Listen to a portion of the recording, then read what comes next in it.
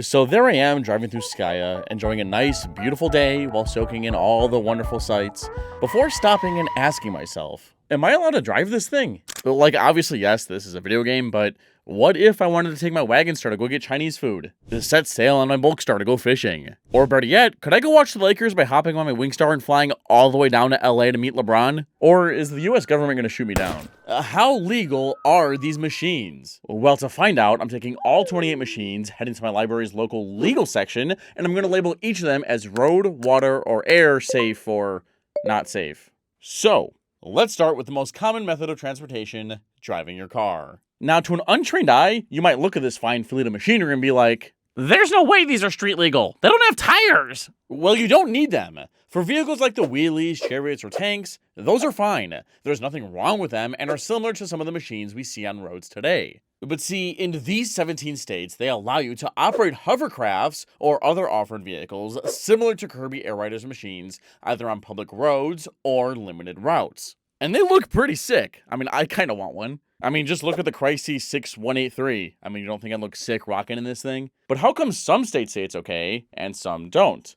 Do you guys just not like having fun? Well, the places that ban them usually define road legal vehicles as something that has wheels, brakes, and a bunch of other boring car stuff. Which makes sense. These places are highly populated. I mean, if I was stuck behind someone riding a Swerve Star while on the bend of a highway or downtown Chicago, I'd lose my shit.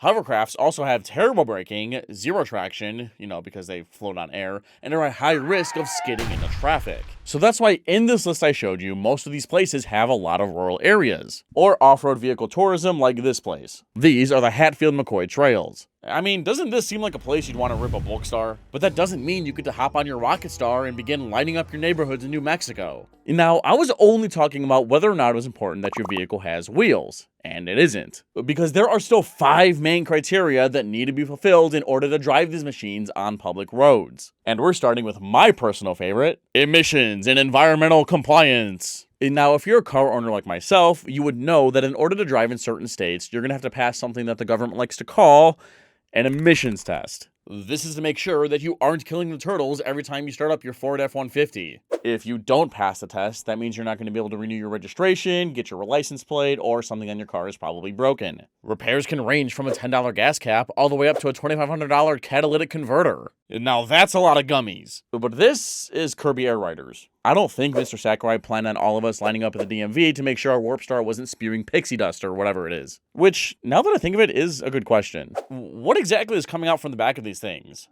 Magic? Is an emissions test even necessary? Well, since we don't have mechanics to run tests the normal way with their fancy schmancy machinery or probes, we're gonna do this the old-fashioned way. But before we do, please, please, please do not try this at home.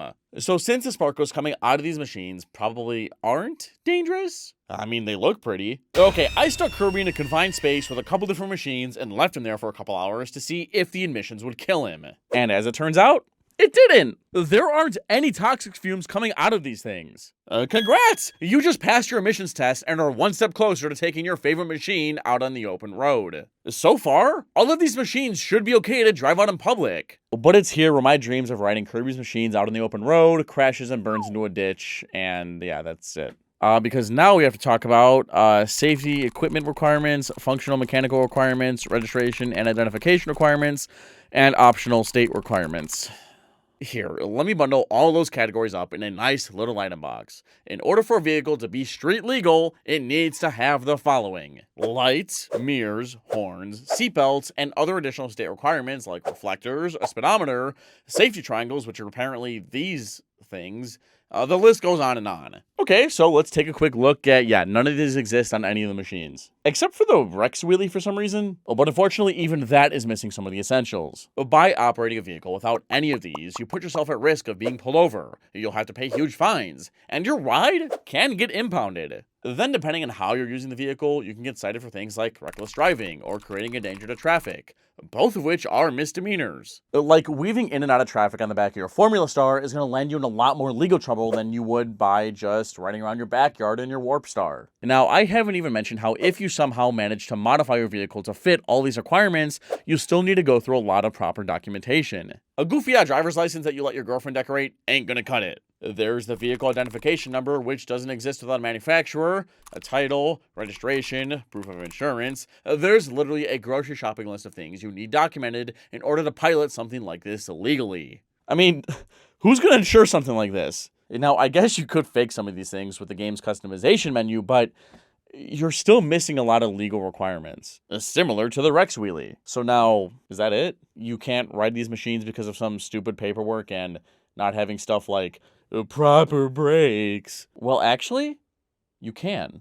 Because the game's lore gives us something that bypasses all these dumb rules that I've talked about so far. The machines are living creatures with a will and a conscience, which means they're basically horses! The fact that Kirby's machines are alive plays a big part in making sure that they stay unregulated. I'll explain more later, but being alive kind of makes sure that the government can't control how we use our rides. So first, I need to try and make the case for these things being living beings. And now, if it wasn't obvious already, this next part of the video is going to contain major road trip spoilers. Here's your time to skip. 3, 2, 1. Alright! So from the very first cutscene in the game, we're already getting hints that these machines are not machines. If someone touched them and shared their will, the engines sprang to life, and they were able to move with incredible speed. These individuals were called riders. Soon, vehicle and rider pairs were a common sight, partnering up for everyday travel. One day, some riders noticed their vehicles were acting strange. They were looking somewhere far away. If you wish to go there, let's go. Sharing will? Engine sprang to life? Surely that's just a play on words, right? You could say the same thing about when you start your car. But the rest of the wording just seems off. Like, soon vehicle and rider pairs were a common sight. The word pairs is really weird. Wouldn't you rather say something like, everybody was riding their new pimped out rides? And then the narrator goes to say, partnering up for everyday travel? I mean, when I tell my girlfriend that I'm going to get groceries, I tell her that I'm taking my car, not my partner. I mean, I tried, but I don't think she liked that. Hey, Jess? Yeah. I'm going to go take my partner to get groceries. What? But then the last bit of that cutscene is what made me believe that these machines were alive the most. They were looking away. On their own? I mean, I know Tesla Autopilot isn't perfect, but not even their cars are bugging that hard. This is starting to sound like life. And we get even more evidence when the game starts to tell us about the adventure these riders are about to go on in Road Trip. Instinctively, the vehicles were returning to their true point of origin, Zora.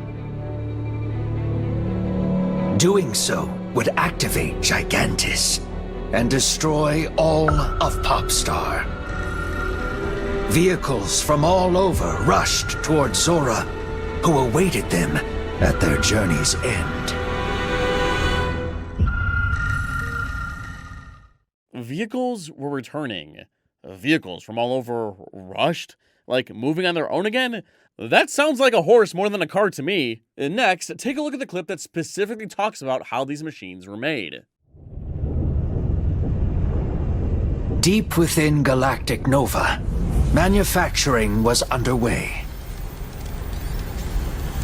Embodying Zora's wish for freedom and movement. Once complete, Nova released these countless vehicles. And they rained down upon Popstar like shooting stars.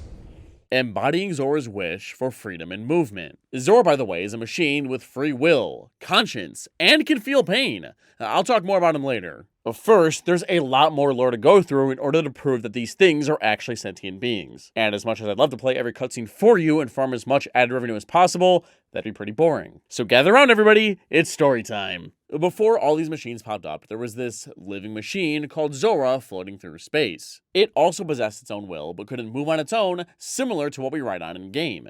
Except if you wait long enough, they all have this idle animation. Maybe they're moving on their own. Zora drifted around in space until it crash landed on the Popstar, where it chilled out to what it looks like millions of years. And in that time, GTA 6 still hasn't come out. Am I right, guys?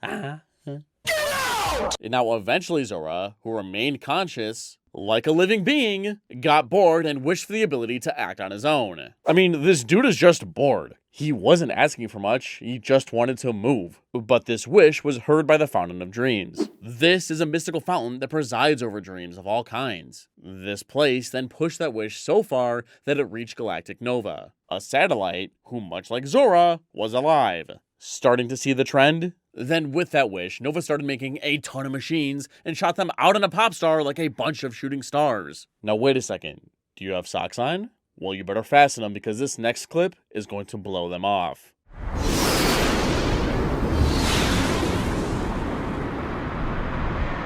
When the vehicles fell to Popstar, many crumbled to ruin at the moment of impact.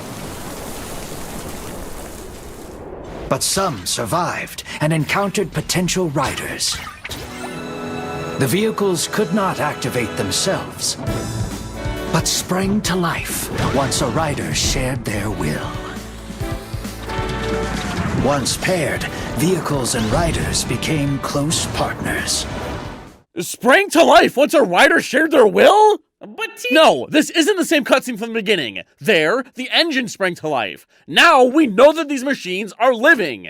So now it's them just springing to life. And no, life isn't like your TV being turned on. We're talking about living creatures. You, me, horses. I mean, read the next sentence. Once paired, vehicles and riders became close partners. Close partners. Me and my girlfriend are close partners. Me and our cats are close partners. And we're all alive. Then in some kind of sick monkey's paw type wish, Nova sends down a bunch of spiders to rip Zora apart, turning him into some big-ass death machine called Gigantus. It then commands a ton of machines to come to it so that Gigantus can use their will to activate it and blow up the planet. Like, Zora's the equivalent of a Make-A-Wish kid, but instead of introducing him to Mr. Beast, the hospital's forced him to kill everyone on the planet, so Mr. Beast is the only one left. I thought this was a kid's game. We then have to destroy the big machine, thus kinda destroying Zora. Big spoiler alert. In the end, Zora dies with Gigantus because they share wills or something. But once you defeat Nova, we get a true ending cutscene where all the machines that you brought to defeat Gigantus rise into the air and rebuild Zora. Do you get it by now? These things are living beings. I mean, come on. Does this look like a machine to you? They move on their own, have free will, a conscience. What more do you want? Okay. Back to the topic. Horses. So now that these machines are actually alive instead of hovercrafts or cars, that makes things way less complicated. When you see someone riding a horse, there aren't any safety requirements. Taillights, gas pedals, speedometers, any of that stupid stuff. I mean, you could attach some of the things on in the customization menu, but there your options are limited. And I think these are just stickers. And do you really want to drill extra features on these things? I mean, if you listen close enough, you can hear Zora screaming while being ripped apart. Look for yourself.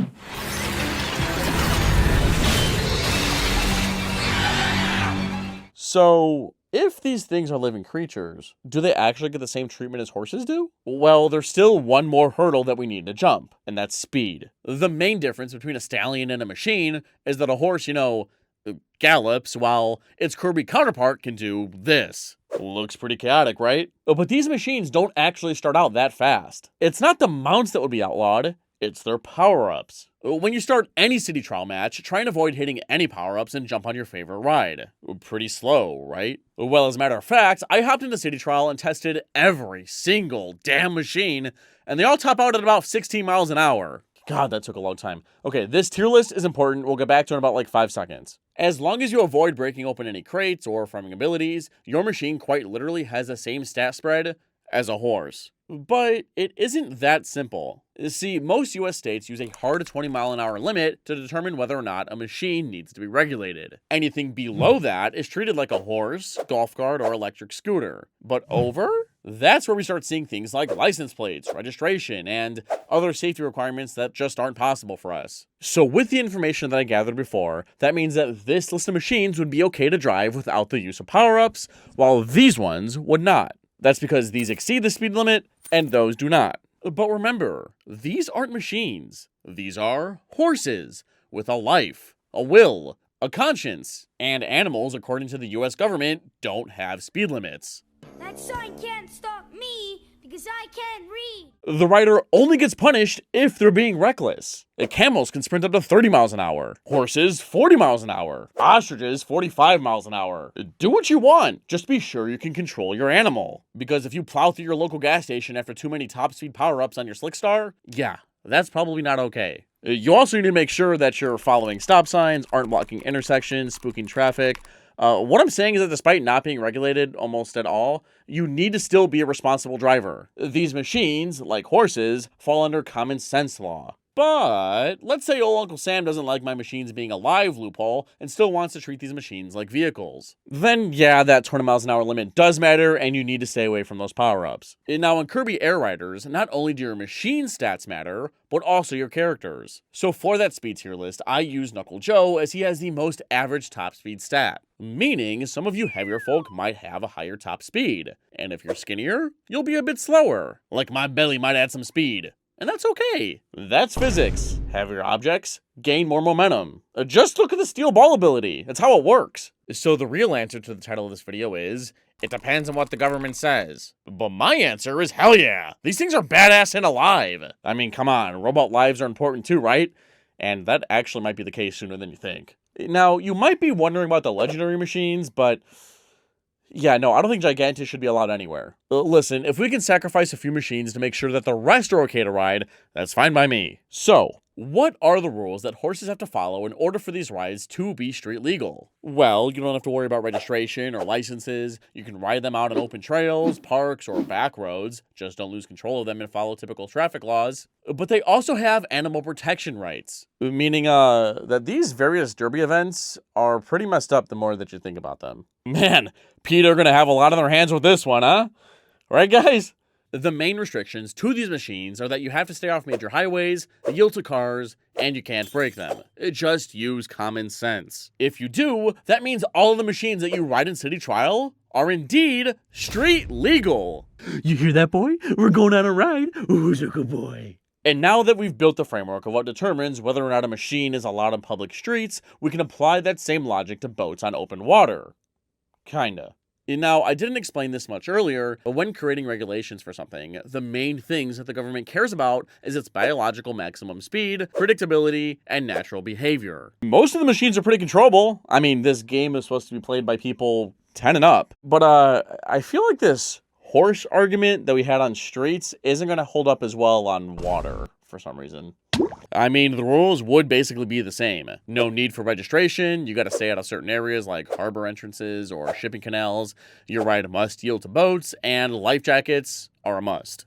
Yeah, that's it. There's no speed limit. To be fair, there's never been a reason to create regulations for riding animals out in open water. The reason why horses are unregulated is because they existed before cars. So lawmakers didn't regulate them the same way, and animals have biological limits. Like a horse is going to have a lot harder time smashing through your local 7-Eleven. So to be fair to Uncle Sam, on the water, we're going to treat these machines as vehicles. Yeah, I don't want to hear it. I'm just trying to be somewhat realistic. If you don't like it, sue me. Actually, don't. I'm broke. Instead, you should subscribe. This is a brand new channel and I want to get monetized. Plus, I have a ton more goofy breakdowns in store, so if you love this one, hit the subscribe button and I'll release those too.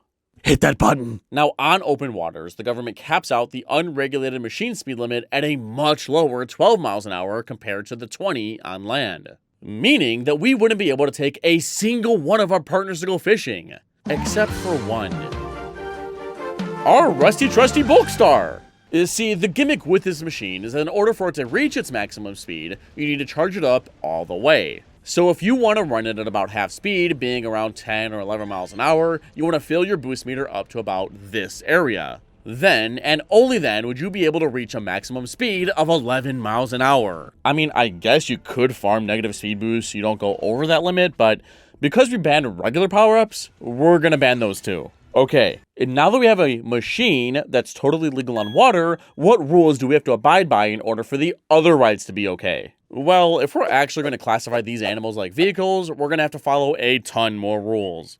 Oh god, yeah, most of these aren't going to be possible. Like, what on earth is a whole ID number? Okay, you know what? I'm sure if you just keep it safe, the government won't care that much, right? I mean, what if you had to ride your horse in the water? That's not illegal. Okay, yeah, there's no other machines that are legal to ride. The only thing that'd be easy to check off would be having proper safety equipment. which means a life jacket and a fire extinguisher. Both are a must, so on jet skis, riders usually keep a really small extinguisher in their vest. Ain't it cute? Okay, but just because your bulk star is legal, that doesn't mean you can steer this thing however you want. Just like cars and pedestrians on the roadways, swimmers and boats have the right of way on water. I mean, people might stop and stare, but that's when you aura farm them at 11 miles an hour. You also still need to stay out of restricted areas like shipping lanes, harbor entrances, or military spaces. And if you hear the Coast Guard give you a command like, "Clear the area," you gotta listen.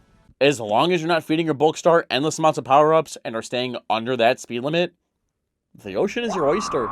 When I first started writing this video, I assumed that flying legally would have the hardest conditions to meet. And I feel like I don't have to explain why. But I was wrong. Now, before I start yapping about rules and regulations, we need to clarify which class of aircraft that these machines fall under. Realistically, there's only one category that these machines could fall into if you wanted to fly them, as the others require you to register your rides and jump through a lot more legal hoops. Now, in case I haven't made this clear before, but in order to register something, it needs to actually have things like serial numbers, an identification plate, required safety equipment, and a bunch of BS. We don't have those. I guess nobody didn't think about regulations while making these things. You're an idiot. So, in order for you to fly your favorite machine, it needs to fall under the ultralight aircraft category. Here, you don't need anything, not even a license. Just show up and 3, 2, 1, go! But as I was watching these things fly through the sky, I couldn't help but ask myself, is that really considered flying? See, when an airplane flies, it's actively generating lift to keep itself in the air. I mean, think about it. Airports and runways aren't lifted up a billion feet so that they can push the planes off and hopefully you'll glide into your next destination. They have engines, powered rotos, or thrusts. Unless you're flying Spirit, I think their planes run on thoughts and prayers.